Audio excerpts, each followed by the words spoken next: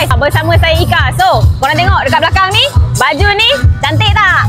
Terima kasih kepada Pace selaku kita punya merchandise sponsor. So, kita sebenarnya nak interview dia punya big boss lah. Kenapa dia sponsor LPDL? And, baju tahun ni sejuk sedap. Kita tanya sikit soalan ingat dia. Jom. Okay guys, so sekarang Pin dah bersama dengan Encik Azman PI untuk Pace pada hari ini. Encik Azman, boleh saya tanya satu soalan tak? Boleh. Bukan satu lah, 3. Okay. Apa yang membuatkan Pace terus menerus support Petronas itu di Langkawi? Kita untuk membantu sukan negara kita dan juga sukan basikal lah terutamanya. Jadi kita bekerjasama untuk branding kita dan juga sukan Malaysia lah. Okey, baik. Satu lagi soalan dia.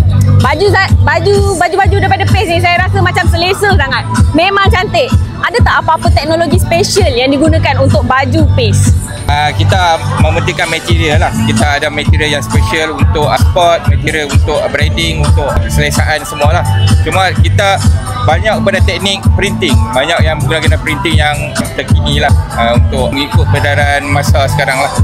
Okey, lagi satu soalan adalah kalau kita tengok design tahun ni pun cantik-cantik dan saya sangat-sangat suka dengan design-design, especially yang ni lah, so warna pink kan, warna favourite saya.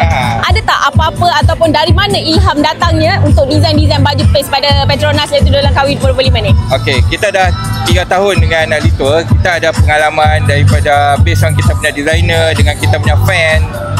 Kita ada respon daripada fan-fan kita.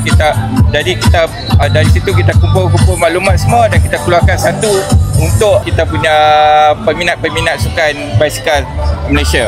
Okey, soalan yang terakhir ni semua orang nak tahu ni. Ada apa-apa tak promosi special tahun ni?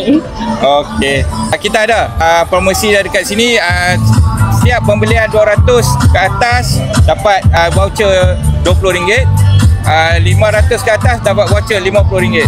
Datang sekarang. Wow. Okey, itu sangat menarik. So korang stay tune untuk setiap stage. Yang dekat Langkawi korang masih sempat lagi datang untuk Grab. Yang dekat negeri-negeri lain korang stay tune, okey? Terima kasih Jazman.